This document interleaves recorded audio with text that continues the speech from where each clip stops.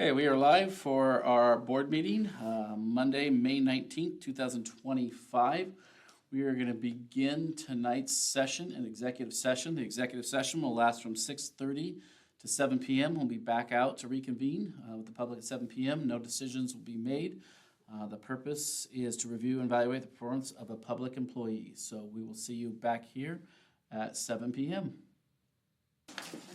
All right, we are live, coming back from our executive session at 7:02 p.m. No decisions were made. We are back for the opening session for the school board meeting on Monday, May 19th, 2025. Mr. Scrimshire, take it away. We'd like to welcome you all to the May 19th regular meeting of Columbia School District School Board. We'd like to begin with the Pledge of Allegiance. Ivy, since this will be your last hurrah with us, could you please lead us in that? I pledge allegiance To the flag of the United States of America and to the republic for which it stands, one nation, under God, indivisible, with liberty and justice for all. Thank you. Hi. Good news. So I'm excited to, just curious to see how Ivy was going to react on this one, but our Southeastern WASA Community Award recipient this year, none other than Haley Werlinger. Haley has done an amazing job across our district. She's obviously a product of the system, so makes us even more proud. But she's been working with our elementary PTO for over a decade. I won't read the list, but in the materials that were prepared for her, I just basically said if there's an event going on around here, there's about a 99% chance she's at it or behind it, doing something with that. So she's been amazing for our community for many years, and so we're excited to recognize her later this month at the CWASA Community Award evening. So I just wanted to bring that to your attention. Thank you. Board Operating Principle Review. Do you like me to go through that? Why don't we start at the... Jay, do you want to take the top bullet, please? If I knew where It's it on the was screen. at. It's on the screen. It's on the TV. Pursue thorough understanding by minimizing misunderstandings and reducing conflicts. Support each other and address disagreements constructively and courteously. Maintain confidentiality. Communications and interaction shall be constructive and free of personal attacks. Support the professional integrity of each individual in the Columbia School District as a service organization. Involve those parties who will be affected by the decision and solution. Thank you. Changes or additions to the agenda? None. Okay. We'll play out just like it is on the agenda.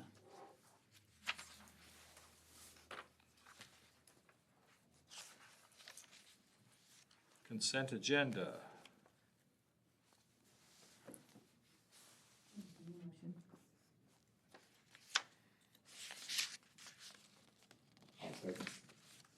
Motion's been made and seconded to accept the consent agenda as stated.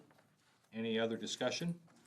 I'll bring to your attention, we have visitors here in our audience, but we have a Washington DC field trip. If there are any questions, this is coming up, an opportunity for some of our students. We're excited about that opportunity, but it's out of the realm, not part of our regular consent agenda, so.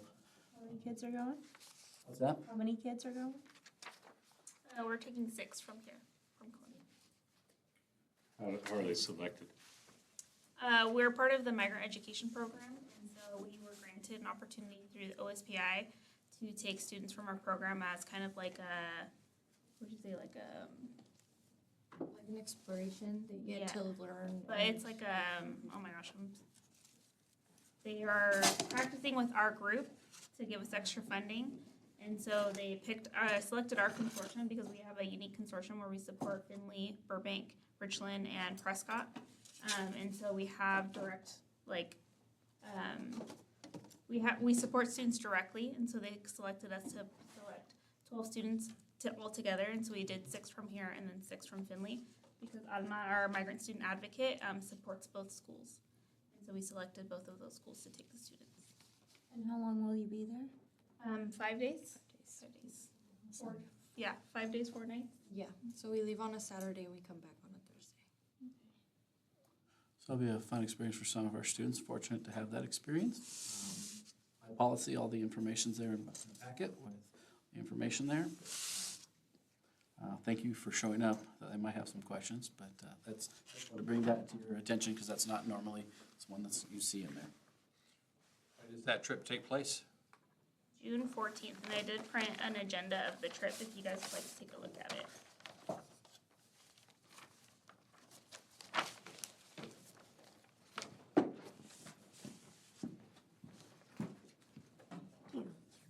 Thank you.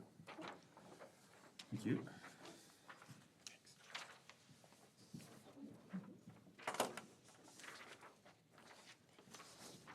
Appreciate you being here. Appreciate you being here. Thank you. And this opportunity is for middle school students. And so we have pre-selected 8th graders, and then we also have some 7th graders that are interested in going. And this is for our migrant students, so we support our seasonal farm worker families, and so that's how our program is funded. How many adult chaperones do you have in that group?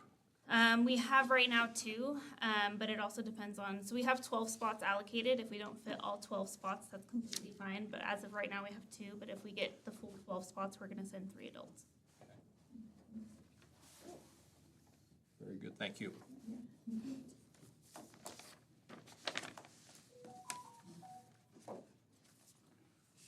Okay, so we've had a motion and a second on the consent agenda with some comments, no other discussion. All in favor? Aye. Aye. Okay, unanimous? All opposed? Okay, thank you. So, Nakia is preparing some snacks for anyone, but Jay, this is the best Dairy Queen has to offer. And thank you, Mr. Ani, obviously, it goes without saying, but this is your final capacity. Just want to thank you for your service to our community, our district, and our students, so.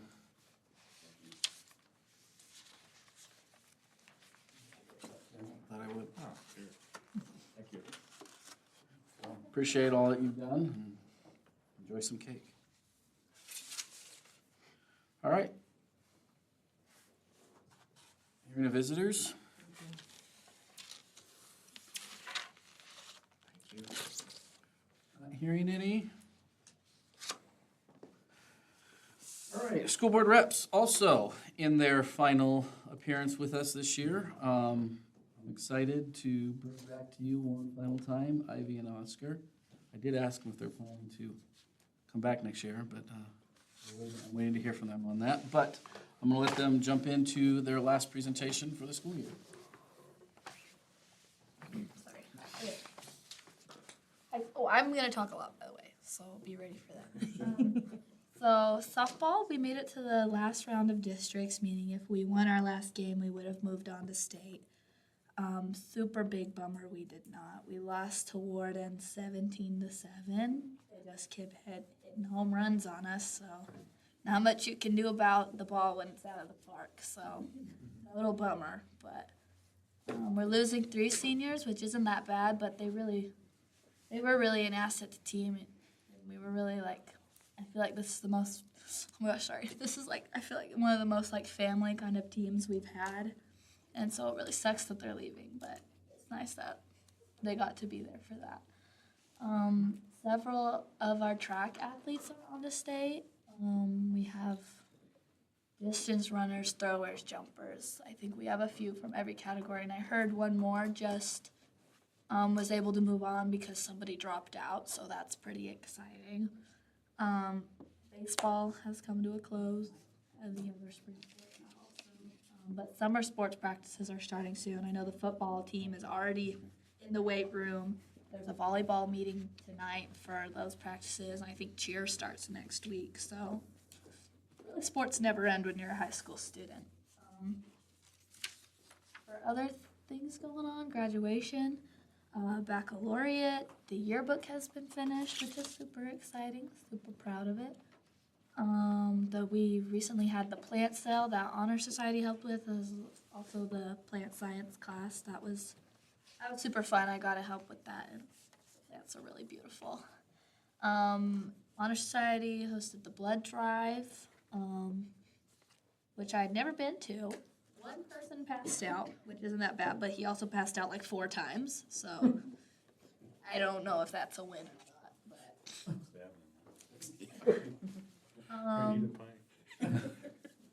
we had prom. That was super duper fun. Mr. Hilberg's son won prom king, so that's exciting.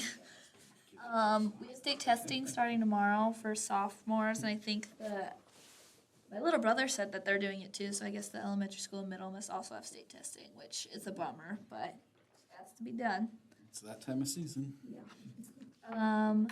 We had we have something called coyote cred, where like if our teachers see us doing something we're supposed to, if we're participating a little bit better than we normally do, they give us a little slip of paper, and it's called coyote cred, you write your name on it, you put it in a bucket, and then they do drawings and you like win things, and then we earned enough tickets as a school to have like kind of a party thing going on, and we did like, I know there's movies in the auditorium, and then we did a cornhole tournament. I think there was ping pong too. A lot of cool stuff. So that was fun. And then we also had the Sadie's dance a while ago, which decorated super well, in my opinion. I did help, but I think it looked great. The prom theme was Disco Divas and Dudes. I didn't say that, but I thought that was a fun theme. And then the Sadie's dance was sleepover at Sadie's, so everybody came in matching pajamas. I thought it was pretty cute. Middle school, fast pitch and baseball just have one game left.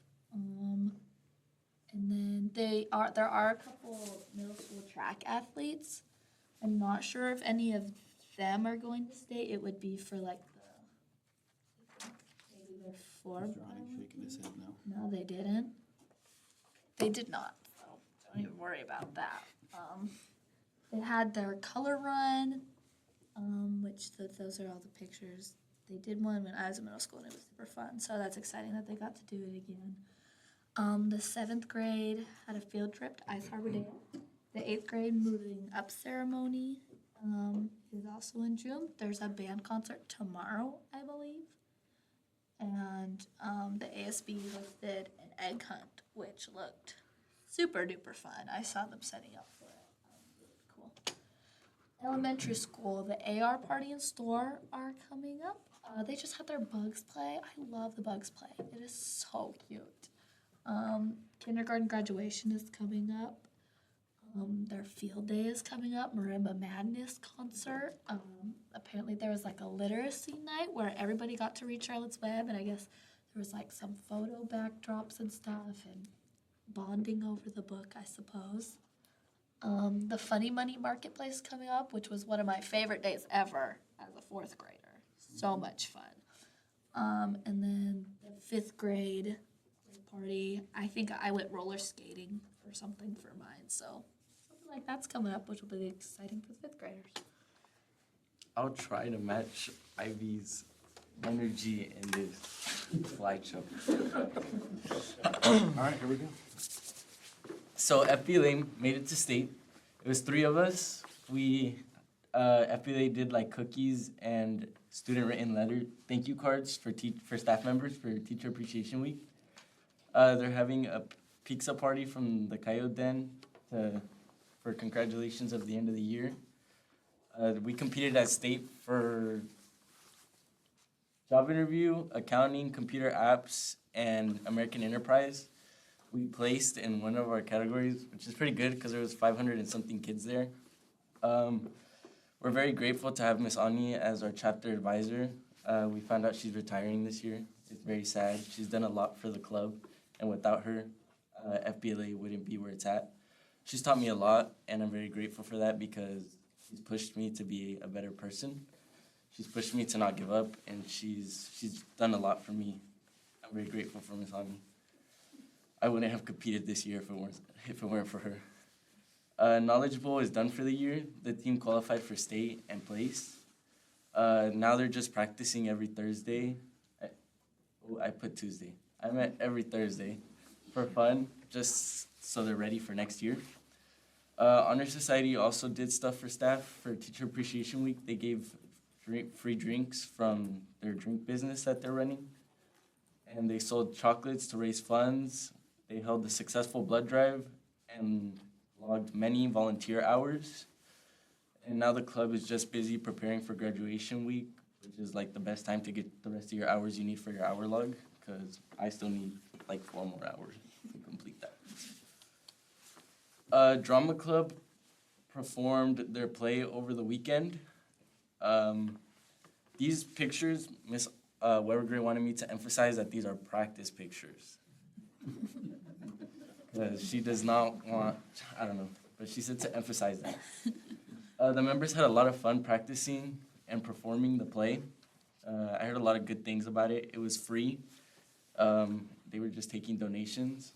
It was something good for students who like couldn't afford to pay for the entrance of the play.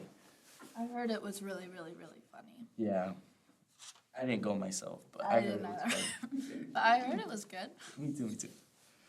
Dungeons and Dragons is wrapping up their storyline. They're closing to the end and had another great year of this Dungeons and Dragons story that they follow. I'm sorry, I don't know it very well. FFA, I had written it on there, but I don't know what happened. Miss Kirkendall had mentioned that they might be going to state also. Like they had a few kids going to state for like AgMech. And they prepared presentations and their members went down to the middle school and taught 8th graders about their club. So when the upcoming 8th graders come to the high school, they'll hopefully like join the FFA. But yeah, that was cool. That's an idea that I hope to do for FBLA next year if we have an FBLA next year. Well, you too, thank you very much for each month, showing up and sharing, always entertaining. And Oscar, I got something in my eye as you were talking about Mrs. Ani there for a minute, so that's something that caught in my eye. But, Oh, we had a thank you slide. We were gonna say Yeah. thank you guys, but it's not there either. It was a cute, like how the first slide has the little fella going like this. It was that, but the little fella was saying thank you. It was cute. Yeah. But Sorry, I must have missed just that one. wanted to throw that out there. Appreciate it. But thank you guys for all your support and work this year. Hope to see you soon. All right, I'm gonna move right into budget status unless you've got any questions. By the way, if you got things you need to do, I'm sure you got finals to study for, if you need to go for it. Otherwise, if you're gonna, slide too, but, okay. So enrollment and budget status, I'm gonna move on to enrollment for May this year. You can see we're at 748 students. That is not a typo, April and May. That is, we're consistent if nothing at that point. So pleased to see our enrollments remaining steady right now. The general fund, you can see, is at 2.826. You can see where we're expected to be down at August. Reminder, at the end of the year, we're gonna start paying out a lot of our contract stipends. A lot of those things will start coming out over the next several months. So you're gonna see that adjustment happening over the next few months. Other end of the year pieces. Capital projects, you can see at $379,528 for capital projects. Debt service, $262,055. ASB fund, we're up to $186,049. All this obviously you've seen, it's in your packets. Transportation vehicle fund, $39,942. That is it for the financial statements and enrollment. Any questions? Not hearing any, I will continue. Can you go back to the ending fund balance, please? So this will be the first year we end the school year at under 2 million in It's an estimated, 7 years. projecting, I think that's okay. so. Okay. Okay.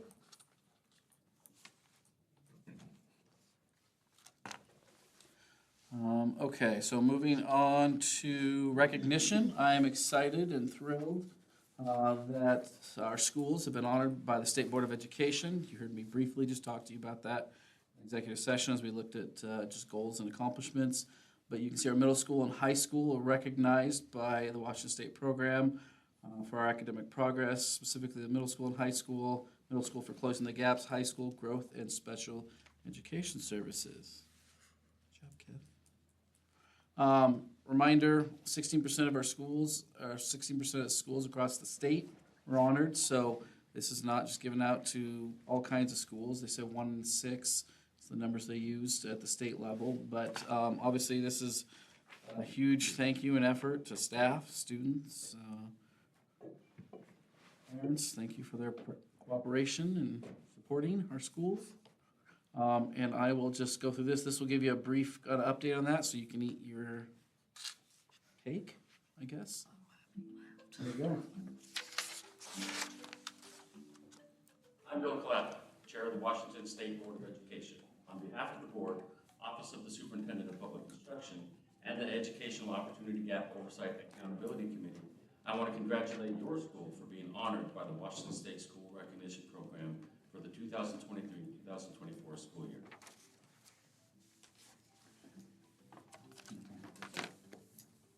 Hey everyone, Chris Rakedale, Superintendent of Public Schools for the beautiful state of Washington. I want to congratulate all of the school winners this year. Everybody in our state is committed to public education who serves in our building. But for 16% of you, just 1 out of every 6 schools, it's a tremendous honor to be recognized. Your commitment to equity, closing gaps, student achievement, leaning into the thing we all know is so powerful around public education, which is serving students, their families, and our communities. So thank you for your leadership. Thank you for being there every day and for giving your entire professional lives to trying to lift up the lives of all of our students. That's inspiring. You've done it with grace. You've achieved beyond the average for sure. And we are here to recognize you and thank you for everything that you do. Congratulations. Now you might be wondering, how can a school be recognized by this program? There are 3 ways that schools can be recognized. Schools recognized for closing gaps have made significant progress for all students or specific student groups in areas identified for improvement in previous school years. These areas can include English language arts assessment scores, math assessment scores, English learner progress, dual credit completion, or graduation rates. Schools recognized for growth had at least one student group who saw some of the state's largest gains in annual performance on multiple measures.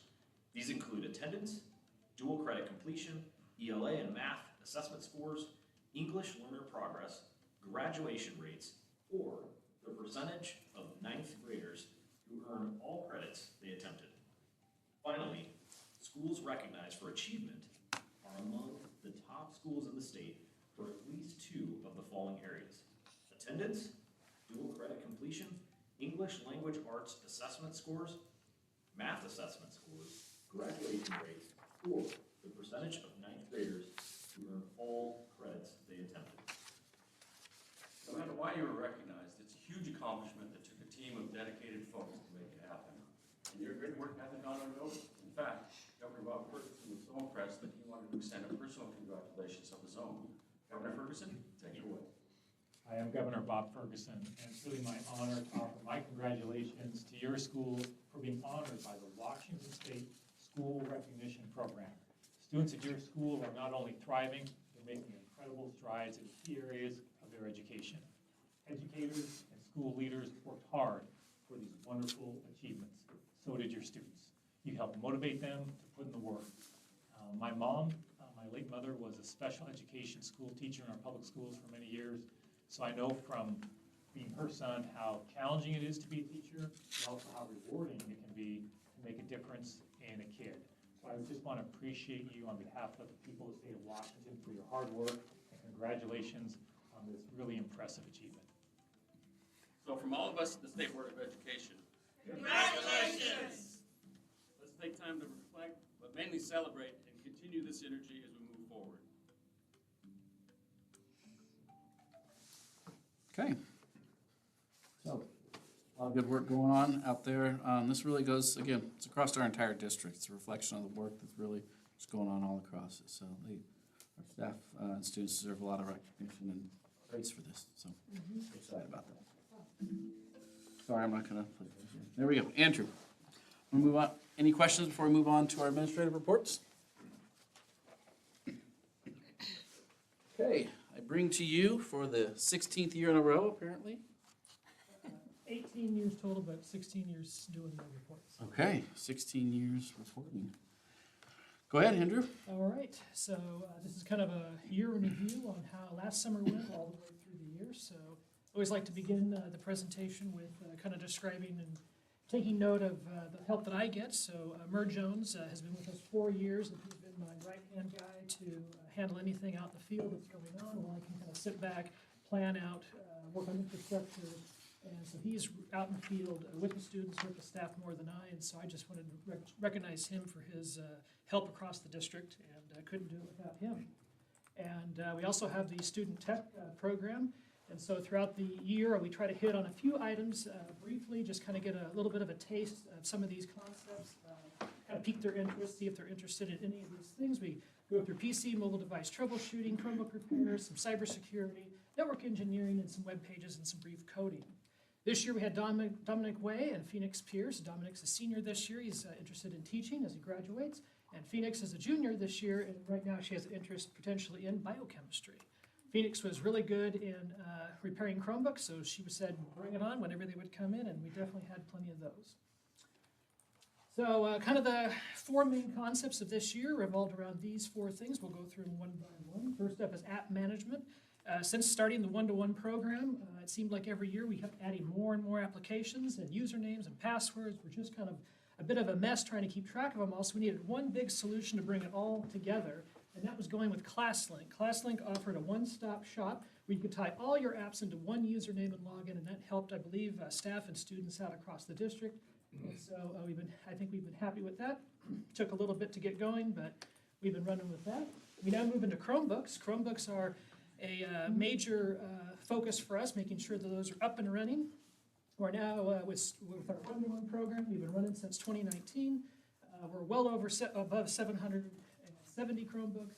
We're focused on making sure we have availability and inventory, making sure those students have the Chromebooks and can do their work. Also repairs, that we're making sure those are repaired. Screens are still our number one repair that we do. And making sure we have a refresh cycle going forward. The Chromebooks have an artificial date where they drop off, so we're just going to try to stay ahead of that refresh cycle, make sure that none of them lose support. By the way, he works really hard on that refresh cycle. It sounds simple, but it's not. They build in those artificial dates to where the devices just become useless because it supports the company, you know, where they're, after so many years, they have a lifeline and they simply can't continue to use them. And so you're always having to look ahead, find out when those dates are, plan ahead, and looking for those purchases, trying to keep those up to date. So I just want to, you know, I know Andrew's going through this pretty fast. I asked him to work through this, but I don't want to discount the time and effort it takes to make sure we maintain and not only just the current pieces, but also several years out. You're looking ahead on these pieces. So, Andrew, continue. Yep. You heard the old adage, in life, certain things like death and taxes. I'd like to propose a third, that's broken Chromebooks.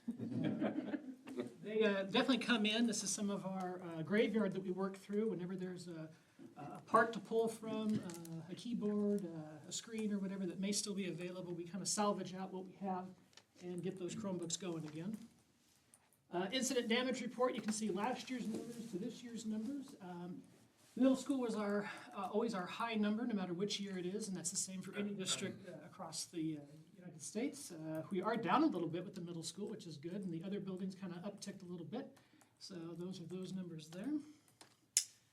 Our next topic is student safety, a very important topic. With our internet filter that we brought on about 2 years ago, we always are looking for trying to keep students safe. So this new filter, line-wise, focuses on 3 topics: engagement, safety, and wellness. And whenever we get a notification, it could be benign as they used a trigger word that caused a flag and we investigate it, to something a little more serious. And so in our 23-24 school year, we had about 808 notifications.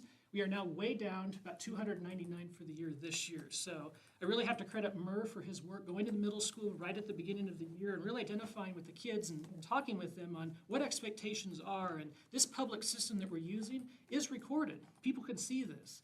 And if there's issues going on, we're going to reach out. We're going to start talking one-to-one and kind of just get to the heart of what's going on. So we've really made an effort this year for that particular, and now we have this new visibility. So as you can see there, those numbers are down.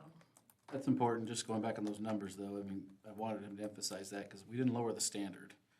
We didn't adjust a new threshold all of a sudden, you know, so we've maintained that standard. They've just been very intentional about talking to kids that, hey, whether or not you believe it or not, you know, even when you go away, we can come back, we can still see, you know, all these things that go on there. So the kids are doing a better job with that. These interventions would help stop a fight before it happens, as people are starting to talk about it. If kids were looking at their mental health issues, we could catch it and get a counselor to them beforehand. And so it's been kind of an early warning system for us to really get ahead of something before things go bad. So. Again, that first notification comes to the tech department, and then we go ahead and notify counselors or principals or perhaps both depending on the scenario that comes across. We also are continuing to use ClassWise, which gives teachers the ability to monitor their class as they're moving through their lesson, to keep kids on task, present lessons, or refocus and redirect the kids. That's been a big help. We also launched Custodio this year based on some parents asking wanting some additional help and visibility for their Chromebooks at home. To date, we have about 124 parents signed up, covering 121 students, and that it basically totals 57 households in our district that are using the at-home app. Reminder on that one, that request began here at a board meeting. We had some parents show up for that, so. Cybersecurity is our last topic here, and that's been my big project for the year. It was last year that I attended a tech conference, and it was all the buzz on the recent cyber attacks that were hitting neighboring schools. I just felt like we were starting to get, those attacks were getting closer to home, and so we set up kind of I was researching and set up an action plan on how we could get our systems protected. It kind of started 2 years ago where I beefed up our backup solution, so we had a solution off-site and we had a solution on-site. So if we ever got our data attacked or ransomed, we would always have one set of data that we could always pull from. And so this year, it's really been trying to protect our identity, protect the kids' identity, protect the staff's identity in any way possible. And that was implementing multi-factor authentication. A username and a password is not enough. We need one more factor to step in here. And so we have an app-based thing you can download on your phone, or if you don't want to use your phone, you can also use a little handheld key fob to get your second factor going. Right now, we've identified 147 staff. We've enrolled 65. We have 82 to go, hoping to wrap that up before the school year ends. It's going to be a bit of a marathon, but we think we can do it. The last thing I'd say about that is that phone online piece, it's slick. It's about as easy as it gets. You know, it's not even, I've had some Google ones in the past, you have to go get codes and stuff. This is truly just pressing a button, and I don't like doing these things, but I don't even mind doing that one, so. Looking to the future, we're going to be continuing to focus on Chromebooks and that refresh cycle, building out our infrastructure as well with our network and our wireless, making sure they're moving to Windows 11, which that expires, or that security updates expire in October. Always cybersecurity is a topic on my mind because every day the bad guys come up with a new method. And of course, how does artificial intelligence going to best fit within our classrooms? We're going to be definitely looking at those as we move forward. And in the famous words of Steve Jobs, there is just one more thing, a little preview, a little something that we're just got signed up for. Parent Square. This is a way to unify district communication all in one particular app, taking School Messenger and taking Class Dojo and taking the website and bringing it all together into one unified platform that when a message goes out, it hits all platforms no matter what the parent or the student, how they want to communicate. Texting, app, website, social media, it's an all-in-one, one-stop shop. More to come on that later. This also fits into our district strategic plan as well, so we're right on track with that. Any questions for Andrew? Andrew, I'm really grateful we haven't been hacked. Yes. So is Andrew. Yeah. It's not fun for those districts that I talked to them. I just spoke to Edmonds at the tech conference, and one of the guys said they got in at 7 in the morning, and they said, "Hey, everyone, change your passwords. We were just about ready to be attacked." They got done around 3 a.m. that night, and they did about 90 hours of work that week when they just about got attacked. So. How do they get that kind of intel that what's about to happen. Well, with Edmonds, they were one of the few districts that actually caught it before it happened. All the other districts, it happened, and then they got the ransom.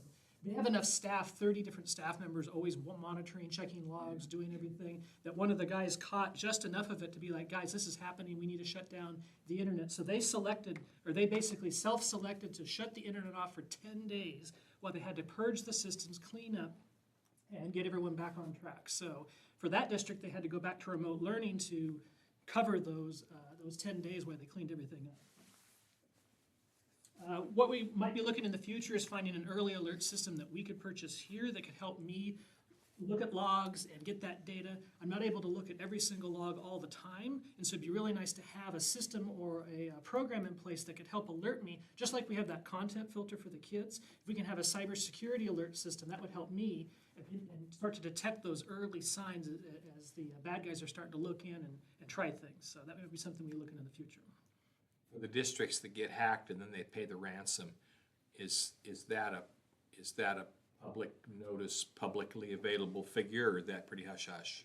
Kind of depends on the situation. It's kind of been hush-hush here recently, and more of it's starting to come to light, so.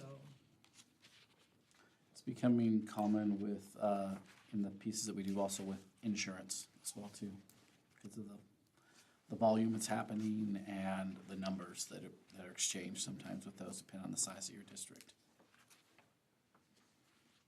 Thank you. Mr. Ani, All right, your final athletic director. I'll do it, Andrew. He's just got the one slide. He's going. He's got a handout. Thank you. so for my final hurrah tonight, I'll give you guys kind of a quick rundown of how our athletic teams did this year. And then I want to cover our athletic interest survey. We're required to do that every 3 years. I got a handout on that to where I compared the last one we did, which was in 2022, to the one that we just did this year. Athletically, this year was different than it has been, and we can thank our WIA for that. Last year, the WIA combined our districts that we play in.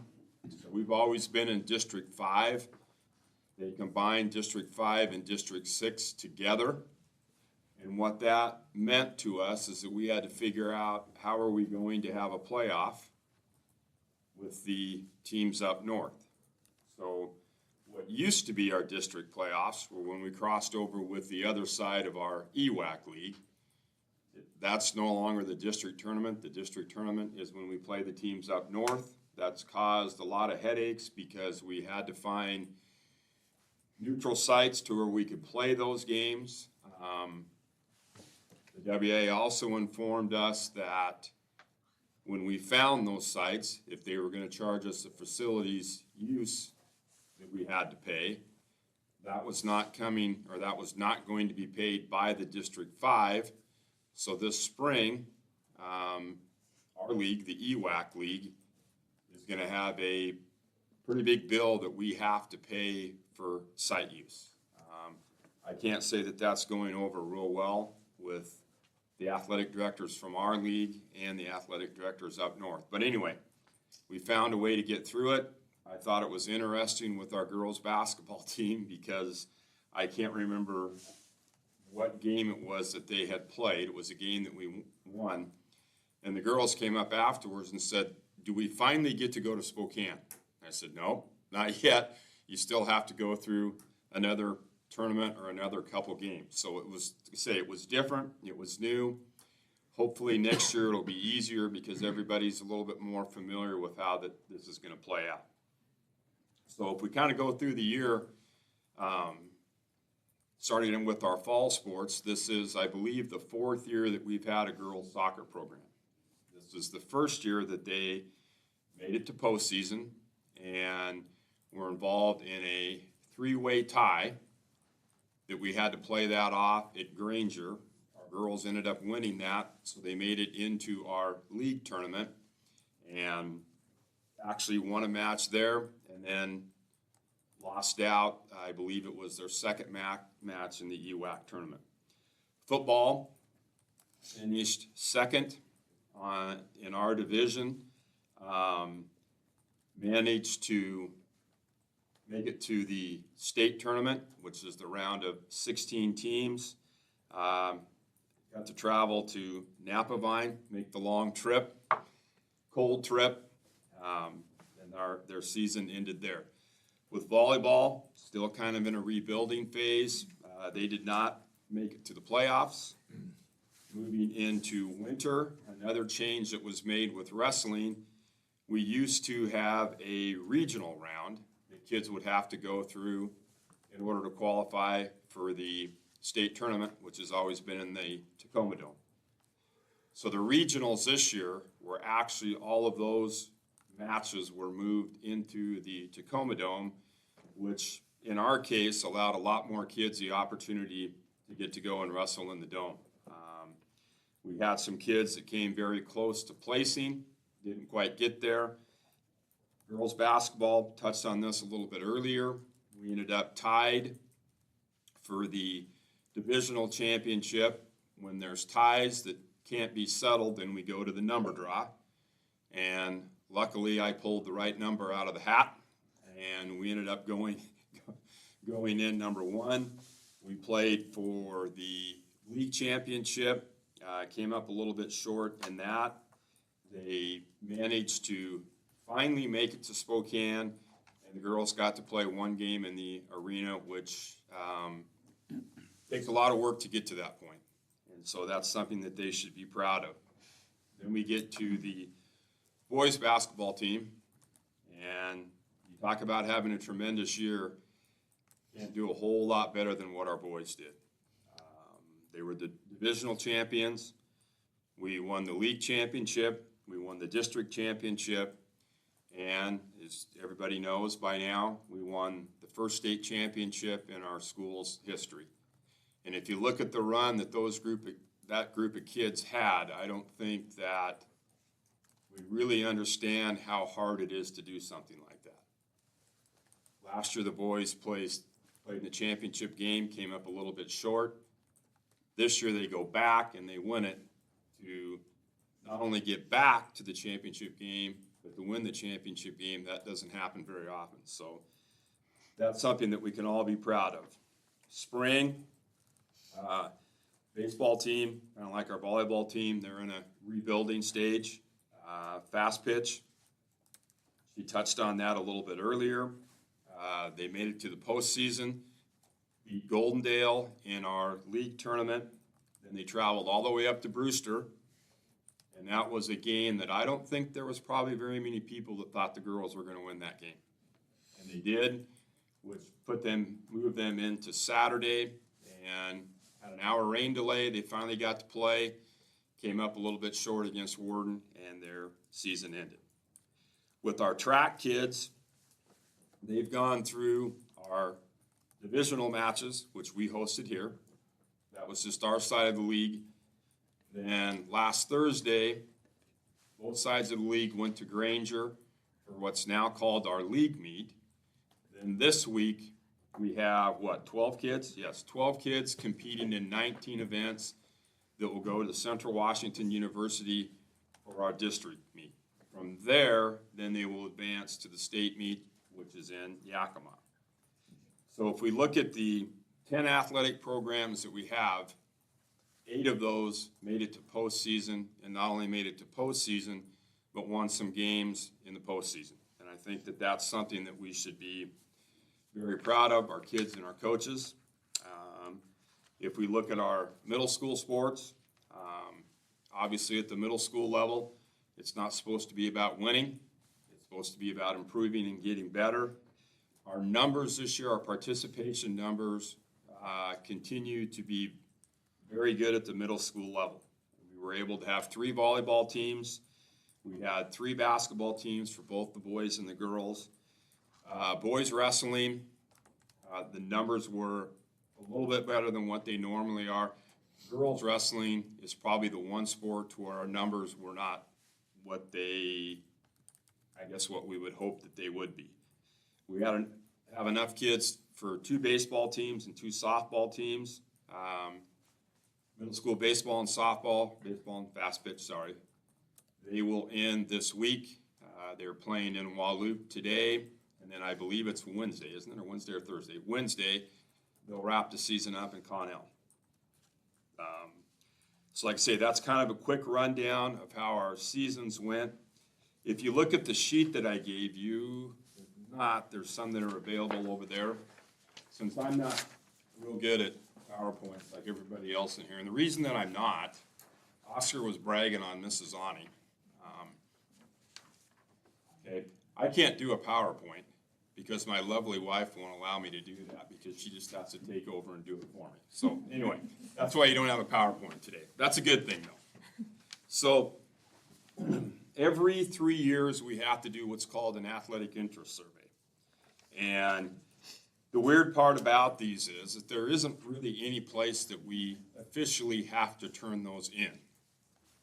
But if you ever have a situation to where we get audited and they want to see this information, we better have it or things aren't going to go well. So what I did, the last one we did was in 2022, and then obviously we just got done with one the other day, so I've compared those 2 years. So if you look at the very first question on the survey, do you currently participate in a sport?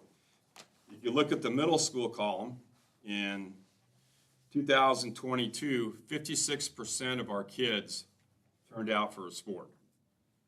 This year, it was up to 62%, so we have an increase at the middle school level. If you look at the high school level, in 22, we had 64% of our kids turned out for a sport, and then this year, that's down to 60%. So after the kids answer that question, if you're not turning out for a sport, then they ask you why you aren't, and there's some choices that you can pick. The interesting part about this is that the top three, year in and year out, usually those three things don't change. Okay? Number one reason why kids don't play sports is that they're not interested. Number two, they're busy with their schoolwork. And number three, and I think that this is interesting, they have after-school responsibilities. Now, I think you would assume that if you have after-school responsibilities, that a high school student is probably more likely to check that than a middle school student. But in our surveys that we've done the last 2 years, there's a higher percentage of middle school kids that are actually checking that they have things to do after school, so they can't turn out for sports.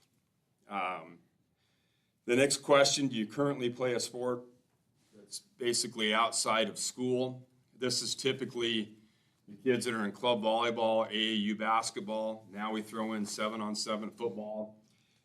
There's several options that the kids can choose from. So in 2022, 33% of our middle school kids said that they were playing a sport outside of school. Compared to this year, that's dropped down to 31%. At the high school, it was 10% in 22 and 15% in 2025. Aside from the sports that we currently offer here, others that kids seem to check, obviously we have dance because of Shauna's dance over here. We have a couple of kids that are hockey players. I did not know this one, but we have some bull riders that go to school here, 4 of them. And then kids list snowboarding. And there's several others that they can choose from. A lot of those might only have one kid that checked them. So in order to be put on the list, you had to have at least 4 of those. The next question, are all the sports that you're interested in playing offered at your school? In 2022, 66% of our middle school kids said that they were. This year, that dropped down to 56%. At the high school level, it was 64%. This year, it dropped down to 54%. Okay? The big ones here, if you look at our middle school, we don't offer, high school, we just offer girls soccer. Okay, at the middle school, there's no soccer that's being offered. So boys and girls soccer, that was the number one on the list at the middle school level. Tennis came in second, and then bowling came in third. And believe it or not, the top three were the same this year as they were the last time that we did it in 2022. So for the high school, they can't check the box for girls soccer anymore because we offer that. So now the big one is boys soccer needs to be added at the high school level. That was number one in 2022, and it was also number one when we did it this year. That's followed up by bowling and tennis in 22, and then in this year, it was golf and tennis. Now, the interesting thing about tennis, and we haven't had tennis now, I think this is year 3, okay? I didn't do it this year, but the last 2 years, when we have sent a little survey out and had our signups for boys and girls tennis, we're not getting any kids that sign up for it. Yet when we hand out this survey, there's a lot of kids that say that we should offer tennis. So going forward, I guess that's something that we need to consider. There's not very many schools in our league that have tennis programs. Those that do are combined with the 1As. Additional comments, as I mentioned, for middle school, the big one was add boys and girls soccer. There were 4 kids that claimed that we have bad outdoor fields. I thought that was interesting. At the high school level, add boys soccer. They want to add boys soccer, but then they claim that our football field is overused. However, boys soccer would be in the spring, not in the fall.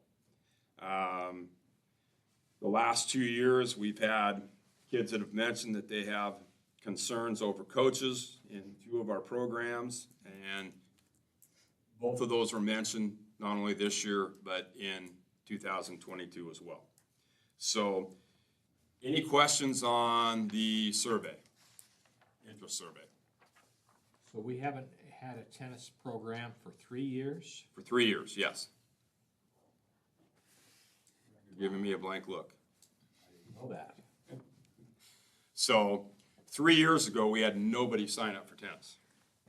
We didn't cut it, it just, we didn't have anyone. Yeah, we didn't have anybody sign up. So then, last year, did the same thing, didn't have anybody sign up, and this year, that's in our final forms that we use for all of our athletes, tennis is no longer listed. So, but the first year though, we had a coach lined up and nobody signs up, so what do you do with the coach? Redeploy them to something else, or? They were out of a job. So, and that's where, I mean, from my standpoint to where, I mean, for us to add tennis again, obviously the board would have to approve that. But the numbers would have to be fairly solid in order for us to do that, because I don't want to have happen what you just said. We have a coach all lined up to go, they're all excited, they've worked hard about it, and then we say, hey, I'm sorry, no kids, no program. So, anything else? Okay, the last thing that I have, and hopefully I can get through this and hold my composure. I would really, really like to thank the school board. Patty and I, this is year 24 that we've been in Burbank. We've moved here, and when we moved here, we didn't know for sure if we were gonna be here 5 years, 10 years, or like the situation we're in now, that we're probably never gonna leave.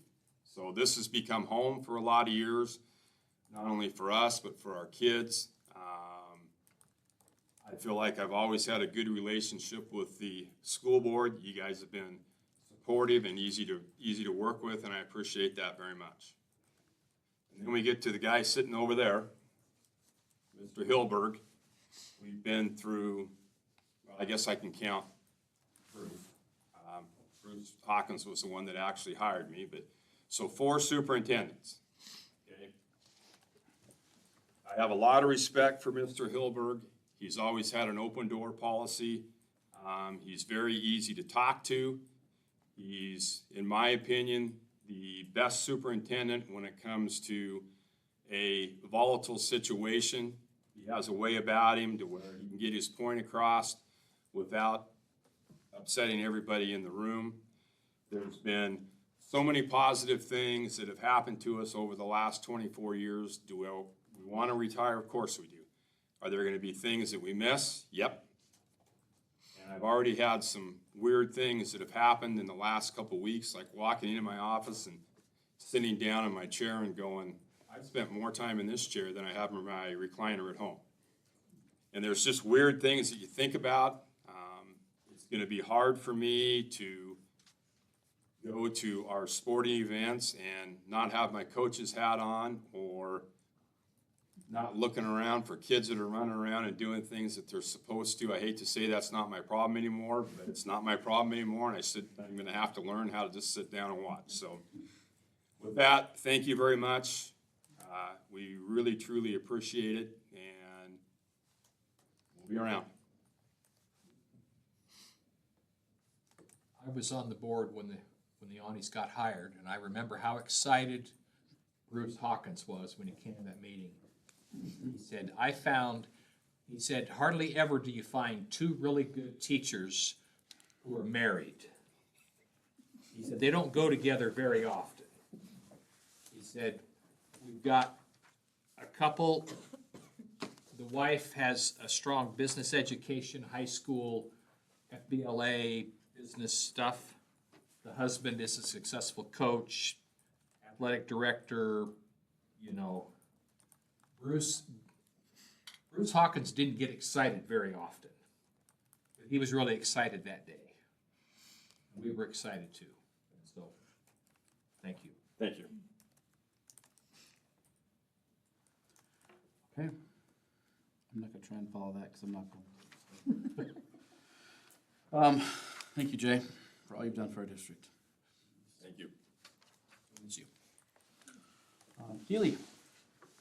Okay. I don't, God, I gotta come behind that. Okay.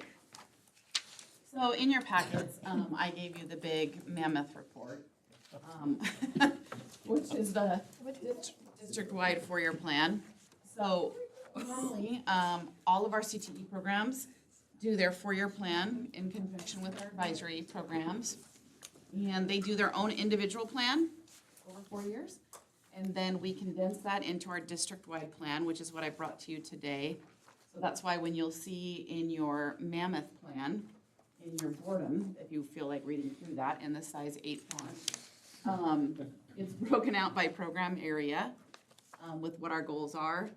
And it's also broken down by quality criteria, which if you look at OSPI's actual document, and I condensed because I would have killed you if I made you go through each of those criteria. But OSPI breaks that down individually and then by program area. So we kind of merged that document and made that one simplified for you, if you can believe it. But then I took that and I simplified it into what I'm hoping is a shortened presentation for you.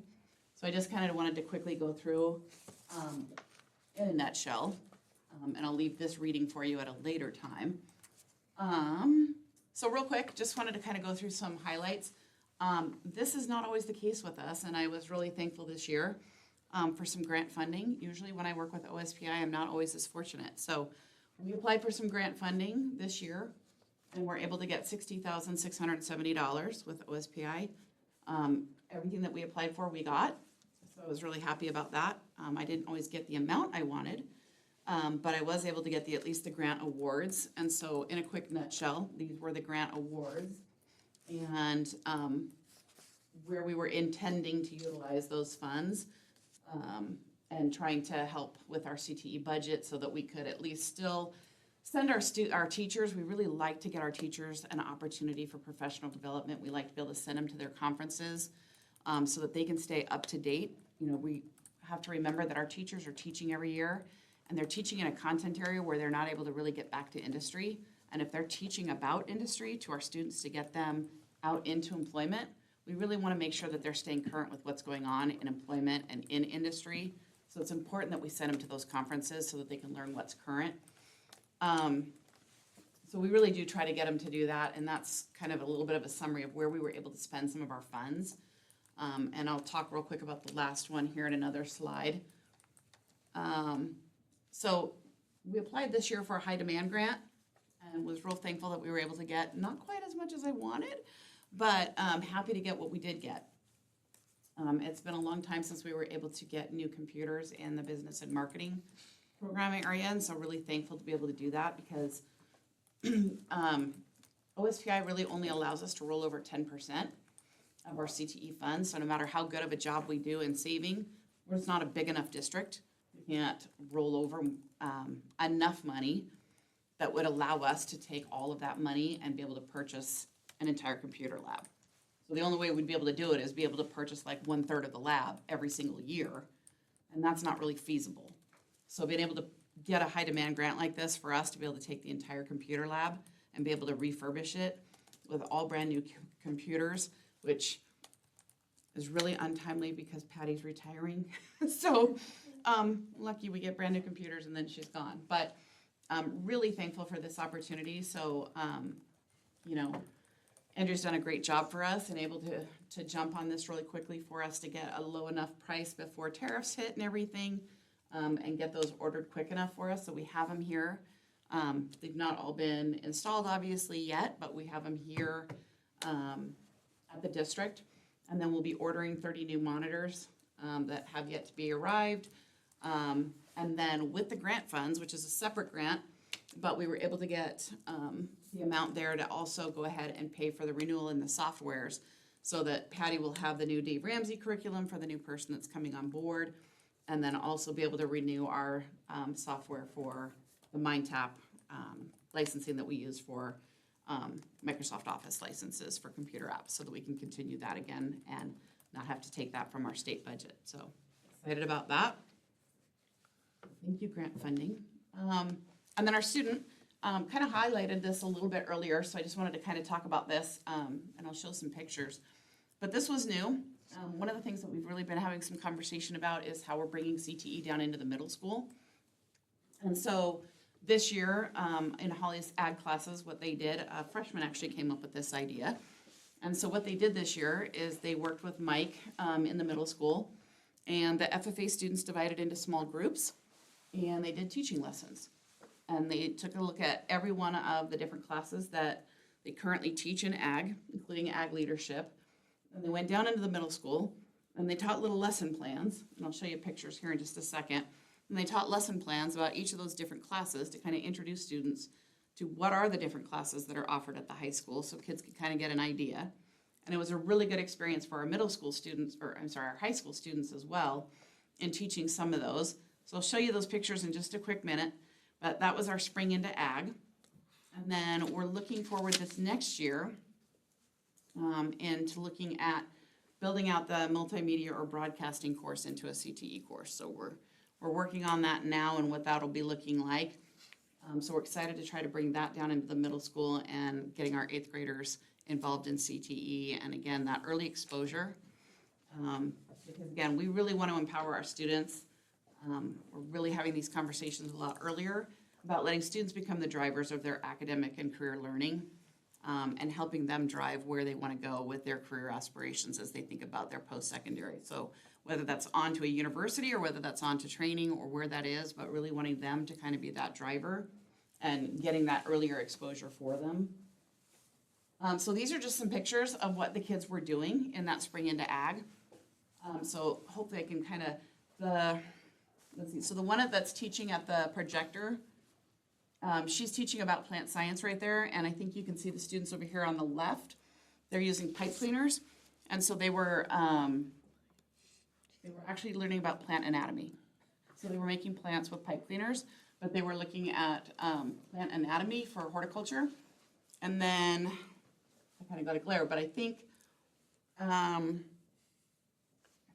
the bottom one over here in the center, and I think maybe the top one in the upper right, I think they were doing, I think this was AFNR, and there was like some trust communication activity that they were doing, where they had no, like they had some activity where there was no talking and no vision.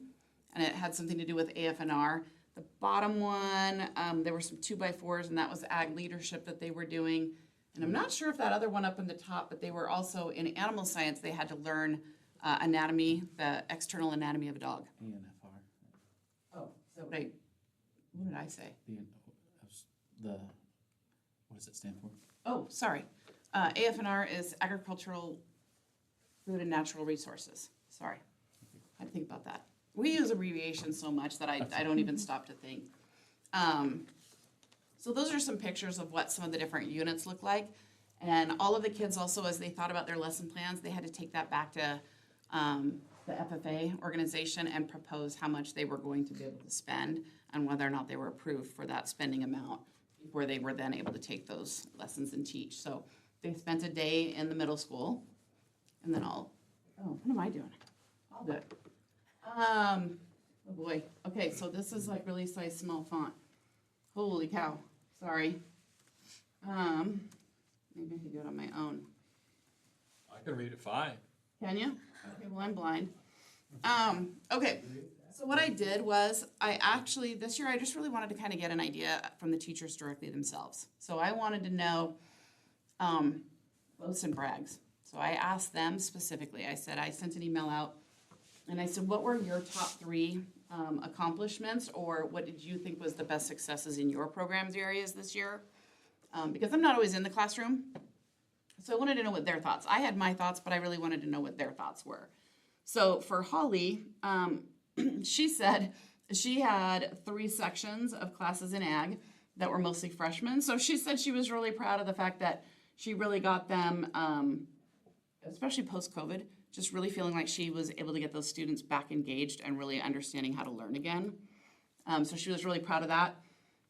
She said also this was one of her largest group of FFA members in at least 10 years or more. So really really proud of the fact that she's finally starting to see that engagement, starting to see the growth, seeing it relate over into her FFA and what they're doing. Patty, so this was kind of a joke, but she said, oh, that's not this part. Okay, wait, I can't tell that part yet.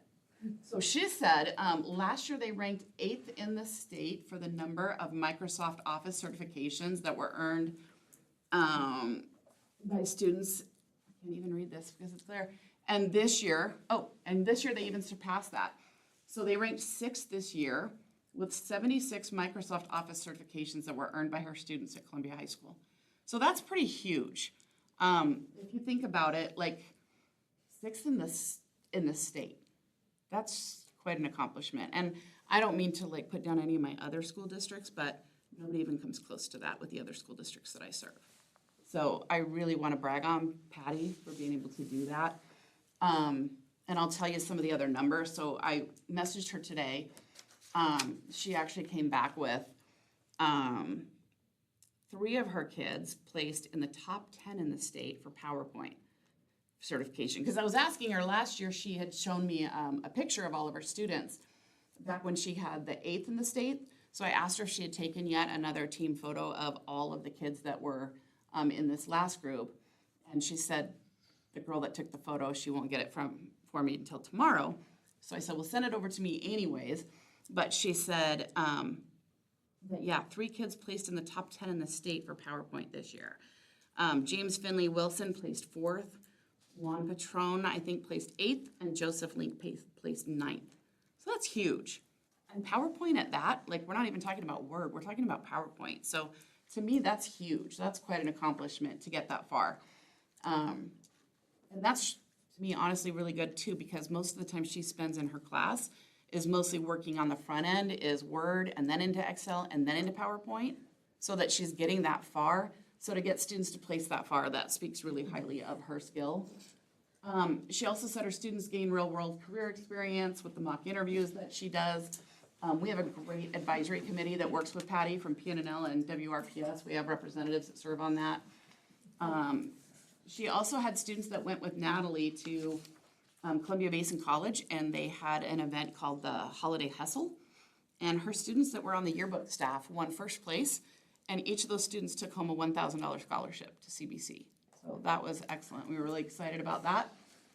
And Natalie came home saying that every class of hers offer students employability certificates. So right now she offers, let's see, she has all 3 of her health classes. Every single student in there was able to take a test for their CPR first aid certificate. And new this year, they all took their bloodborne pathogen certificate as well. And then her child psych class also comes away with their first aid CPR and AED certifications.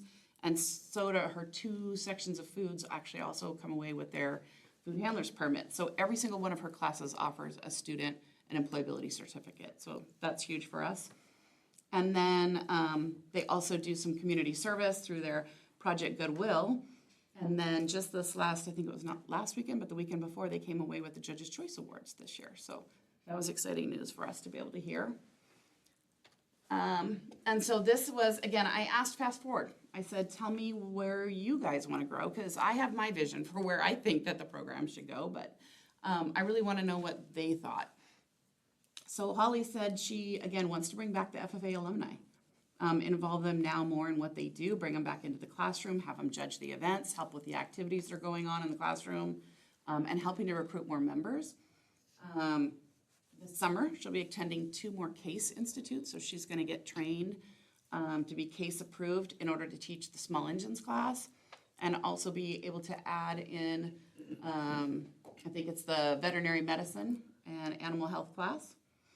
And Patty said she's looking forward to sleeping in past 5:30 in the morning, spending your time with her husband outside of school for a change, and not having to live by a schedule. So, but in all seriousness, she said that she is looking forward for us to being able to get those new computers in the business classroom. The new technology was much needed. She's excited for the classes that we have that are new here that are being approved in our business and marketing program. So we have some new classes coming down the pipeline that we're able to offer. So we have a business communications class that would offer students the opportunity to have a third credit English class. And we have a business procedures class, computer programming, and an intro to business class that could be coming. So we had all 4 of those approved this year. And Family Consumer Science, Natalie said she would like to continue to grow her membership and participation in her Family and Consumer Science Club. Again, just more projects and community service projects post-COVID. And again, just early college credit. So one of the things we did this year is we lifted all of our articulations that we used to have with Columbia Basin College. And we've lifted all of those and moved to Walla Walla Community College for a lot of our early college credit. And we've actually been able to get a lot more aligned so far. So we're looking forward to that pathway at Walla Walla. And then just in general, all of them kind of came back with some of the same feedback about where do we see long-term CTE and where do we see some opportunities for growth in the district. So we think, again, just more engagement in our leadership opportunities. So all of our programs have a registered CTSO, so like FFA, FBLA, all of them lead to something like that or a leadership equivalency.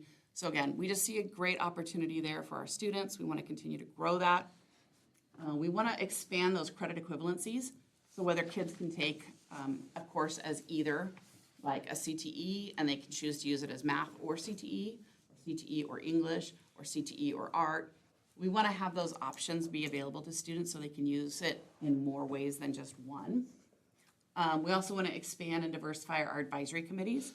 We want to bring in more industry and business partners to what we're doing. We want their feedback into our curriculum. We want them engaged in our classroom. We want to get back out to the industry. We want more field trips. We want to be able to hear straight from them what we need to be doing with our curriculum, looking at job opportunities, internships, those kind of things. And then again, just that bottom line is just how do we get more career exploration events and really talking about multiple routes. So not just university, we know that there's those routes, but we also want to look at other opportunities for students that are just as much high wage, high demand, but what are those other alternative options for employment? We were really lucky this year. We took the kids on an apprenticeship 101 day, and we took them over and we were able to see, which we've never been able to really get into the unions before. Usually they come out on a one and done kind of a career fair type thing, but we were able to get them in and actually be able to see the sheet metal I think we did electrical, sheet metal, and pipe fitters all in one day, and it was great. Kids loved it. They actually got hands-on and got into the union, got to talk to the training directors, got all the information about how to get in, how to get signed up. So hopefully to do things like that again in the future. And last but not least are just some real quick photos. So again, like you mentioned, this is a photo of the FBLA group. This is a senior luncheon from business and marketing, and then of course the yearbook staff there in the middle. And then over on the far right, on the upper corner, is when they had won the $1,000 scholarships for winning the Holiday Hustle at CBC. And then in the bottom with Ag Ed, this is a picture of some of the students that were building the bicycles for the Bikes for Tykes. And then this is an alumni from the Ag Ed program. And I apologize, I can't remember his name, but he was coming back and helping the students work with how to do some proper electrical wiring. Again, the FFA club, I think this was like, it was like first year award winners. I can say that one right. And then this is again another ag mechanics student that was doing electrical wiring and competing on the bottom right. And, ooh, that's not what I wanted. Sorry. And then for family and consumer science, the two photos over here on the left, those are examples of the students that were showcased there at the Project Goodwill, where they won the Choices Award, Judges' Choices Award. And then the upper was one of the, I think that was one of their crepes units in instruction. And then the bottom two photos, there are their cupcake wars competition that was going on in class. And on the very far right, on the bottom, is one of the elementary classes that they are working with. And in the upper right, every year they're able to take the students to Paul Mitchell and go over and tour their facility. So another example of how we're able to try to get our students out to industry to kind of see what the opportunities are that exist. So and that's my last. Thank you. Questions, CTE? Where's the Paul Mitchell facility at? It's over in Kennewick. It's changed, but I think it's still over in Kennewick. I want to say it's, if it's still there, but I want to say it's behind or runs parallel to Gage. I guess technically that's probably Richland. It seems like in past years, we kind of saw this slide of enrollment in CTE. Has it leveled out? Are we back on the up, or by number of students? Since I've been here, which is what, 3 years now? Am I going on 4?